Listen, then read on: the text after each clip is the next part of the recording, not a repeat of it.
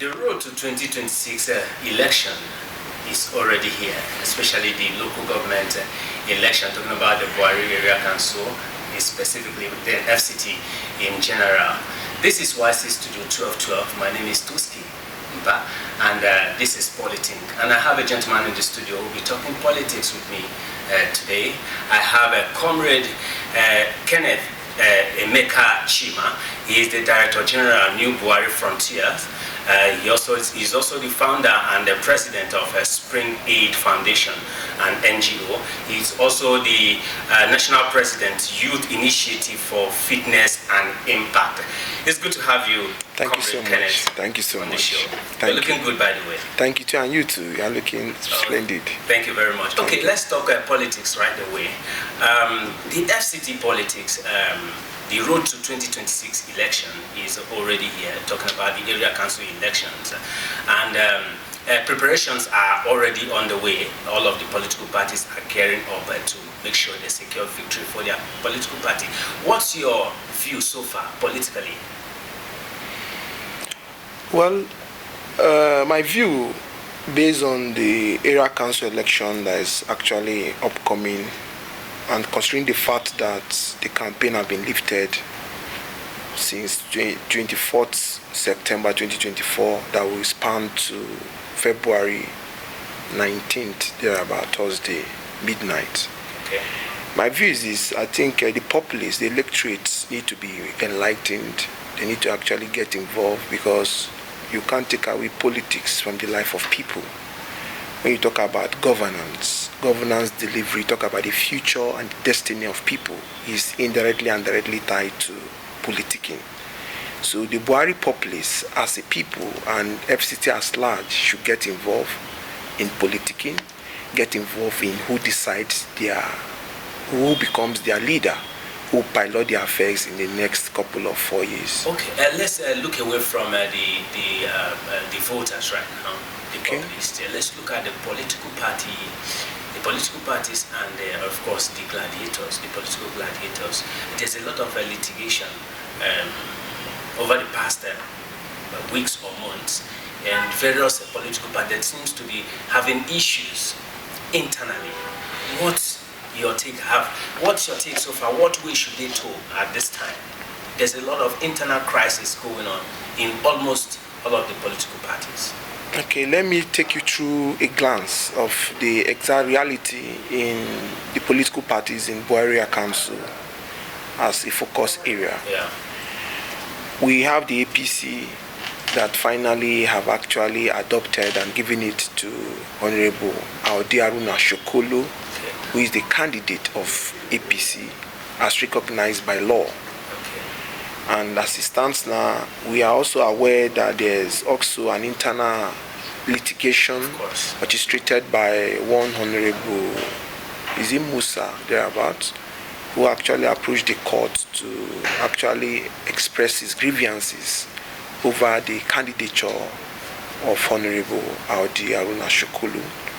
But he still remains the candidate of APC as of today. Okay. And also, we have the issue of, I think Labour Party had an internal crisis. They had internal crisis. The current MC Daria is no longer in the camp is to not in Labour Party. Quite surprising, right? I think PDP had their own, but not actually. It's not something that actually took them to seek redress through litigation. Yes. I know some people decamped, and some of them were actually not happy on the way the primaries were conducted.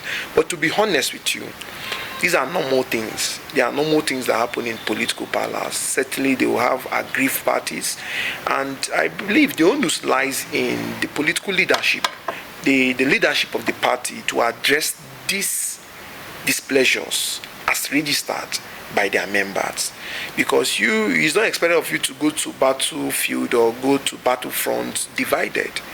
So if I should advise the political parties, I will advise them to actually set up an internal reconciliation committee.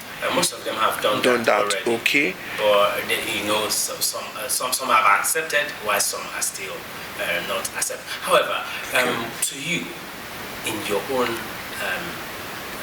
definition, what should a good governance, or what should a good government bring to the table for you? For me, Yeah. I believe that governance is a necessity for a progressive society. And what are the metrics? How do you see governance? There are a lot of metrics you can use to assess this governance delivery package or services. For me, as a person, I will look at 4 cardinal areas. First, I'll look at the security angle first, because we have been faced with issue of insecurity for quite some time in Bwari Area Council. And it's quite unfortunate that our leaders have failed us. The current leadership have failed us. And it's still on record in the heat of our insecurity. I have it on variable facts. Some of them absconded. They abandoned us to our fate. But thank God for the intervention of the FCT minister who came on board. And today we are enjoying a relative peace. There's security, what is it called? There's a security vote. Security vote. Yet that is actually accrued to the local government chairman. But we are wondering, in the heat of this insecurity, nothing was done to actually address the insecurity issue that actually ravaged the entire Bwari Area Council. It's not something that we can argue about. And it's still on record. Does this security vote, does it come monthly or come yearly? It comes monthly. And you have the worth of this amount? Or formally, when we are following before they actually do what we call publications through the JAC publications, but Google it right now, we don't know the fate of our budget. I don't know why they're making it hidden. Before you can Google, look at JAC, FCT JAC allocations. What you'll be seeing is from 2020 to 2023. You can't even see latest of 2025. It's secret. It's becoming secret. I dare them. You can check it on Google. It's supposed to be public. Public. Before we know what comes to the council, we know what they receive. I think about 5 million. But since there is an upgrade in their budget due to this subsidy removal, we have been put in blank. Nobody actually sees this record any longer. And you can't actually function properly without accountability and transparency.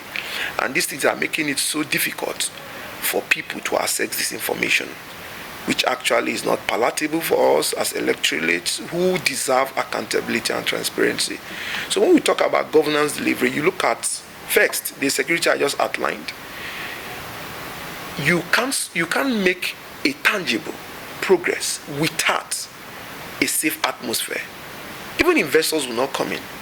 People will not come in to invest their billions or their millions, because without security, nobody will be comfortable to invest. Also, you look at governance in terms of education. There's something I usually tell people. You can't make a remarkable progress in a society without actually changing the mindset of the populace. Because the mindset of the populace decide the future of the society. And let me take you through. They say democracy is government of the people, by the people, and for the people. Which in real sense, it means government of majority. The majority will have their way, while the minority will have their say. But it's not like that in our palace here. It's actually the minority having their way, while the majority will have their say. But let me take it deeper than that.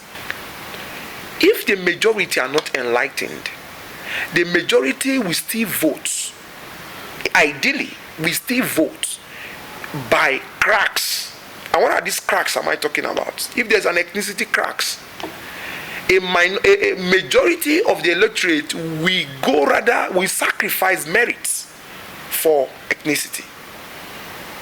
Why? Because they are not enlightened. That because of their mindsets. And education is the only bedrock to open the minds of people, for them to see that merit cannot be sacrificed at the altar of ethnicity. Merit cannot be sacrificed at the altar of religious sentiments. It is parochial. It makes you look small. You think small, and you add small.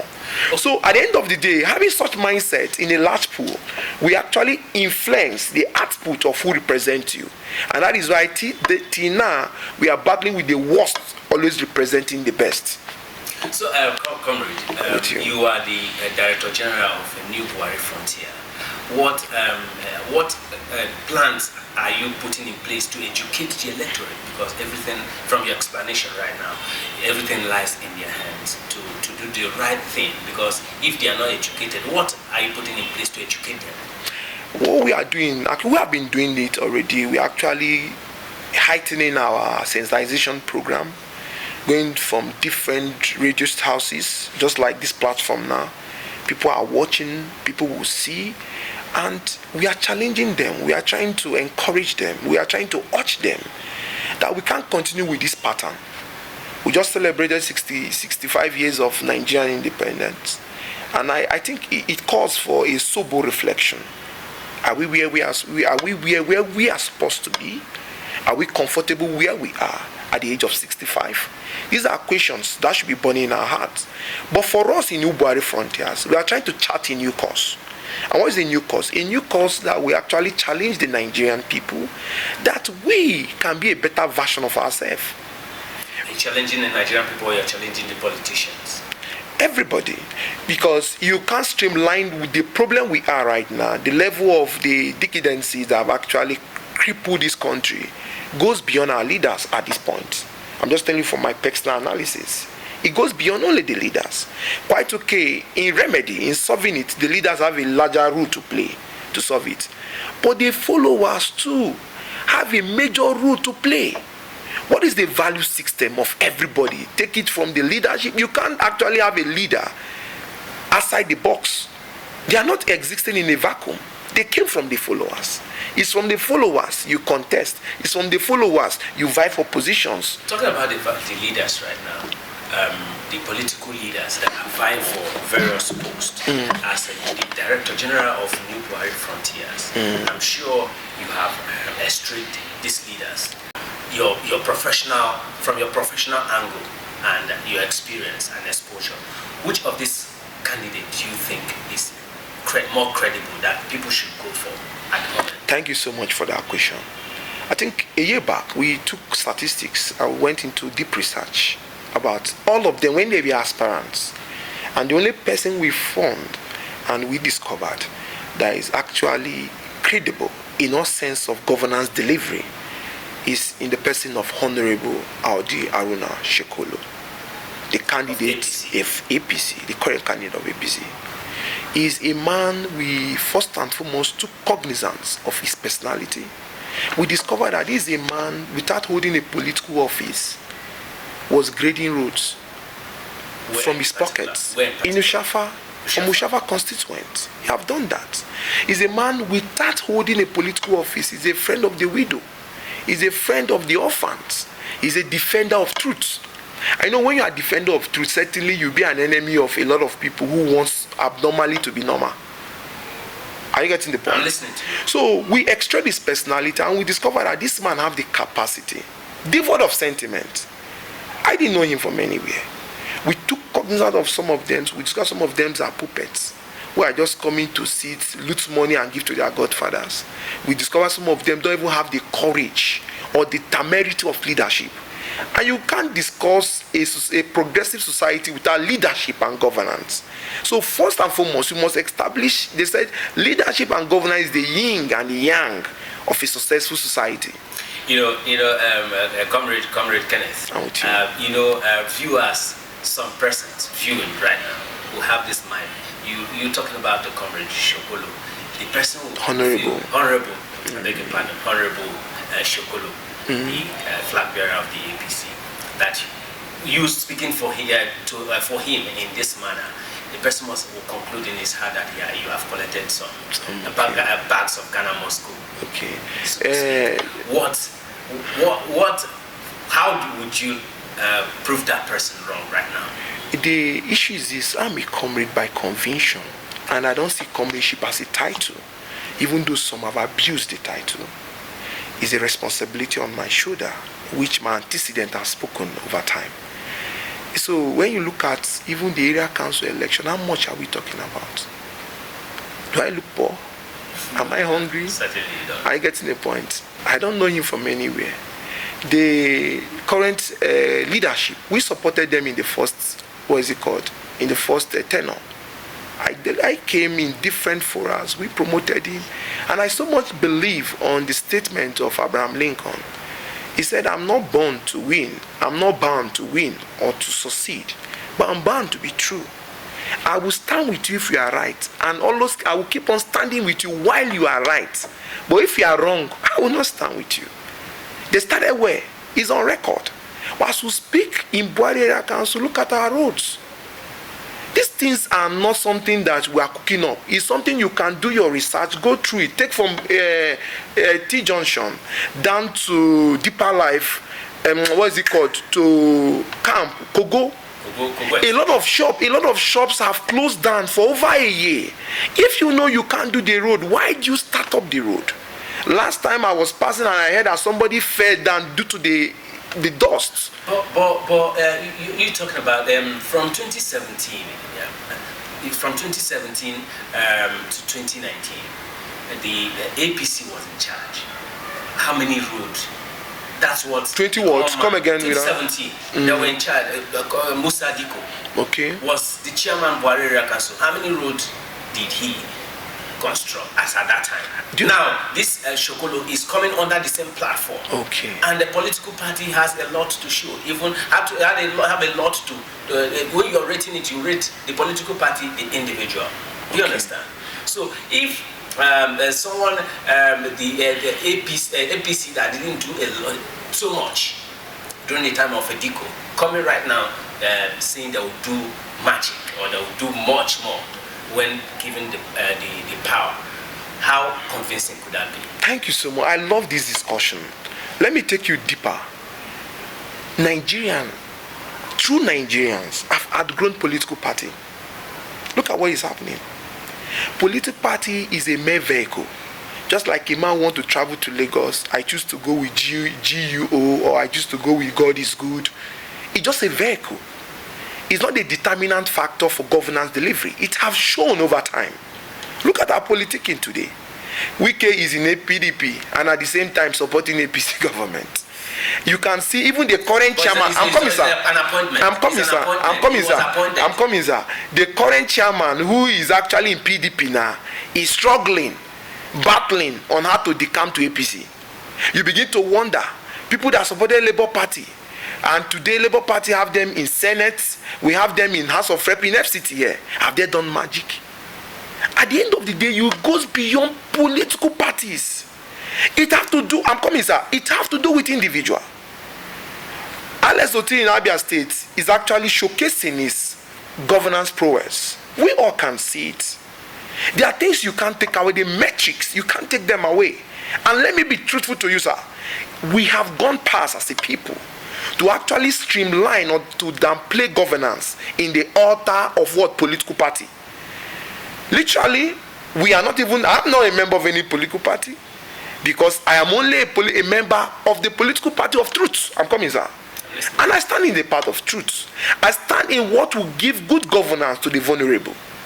I stand in what will make governance delivery to the less privileged ones. Sir, this thing in Bwari as we are speaking today, we have what we call lost glories. Lost glory in our healthcare delivery, lost glory in our infrastructure, lost glory in our roads, lost glory in our education. And we are telling you today that when we extrade, the only person that have the tenacity to bring back this lost glory remains Honorable Aruna Shekolo. Without devoid of any sentiment. Devoid of any sentiment, sir. You talked of whether maybe we have been compromised. That's what I'm asking. How much are we talking about? Is a budget of Bwari Council is not even up to $1 billion when you talk about campaign budget. So how much are you talking about to give to the likes of me? We are talking about truth here. And these truths are facts. You can go verify these facts. Where are we today? I have been privileged to know almost the whole candidates. To be fair, almost all. I can tell you, just as there are things you can't devour, because at the end of the day, it may be tantamount to actually tarnishing their image. But I can tell you, I know them beyond the camera. And I will tell you, the only person that is serious, that can actually bring back the lost glory of area council, it remains this person I have told you about, Honorable Haruna Shekolo, who happens to be the candidate of APC for 2026 election, chairmanship. Okay, we've heard you. Thank you so what much. You said. What's your final take on the political arena of Bwari Area Council? Of course, your advice also to the electorate going forward in 2026. My advice first to the political class: we should not be desperate. We should not be desperate. That is my advice, and I will not joke with it, because desperation will actually distort our peace. Desperation will actually distort the political process, because once there's desperation, the tendency of violence to actually erupt is high. Then to the electorate, I will always advise them: see through the lines, see beyond what they are saying, do your researches.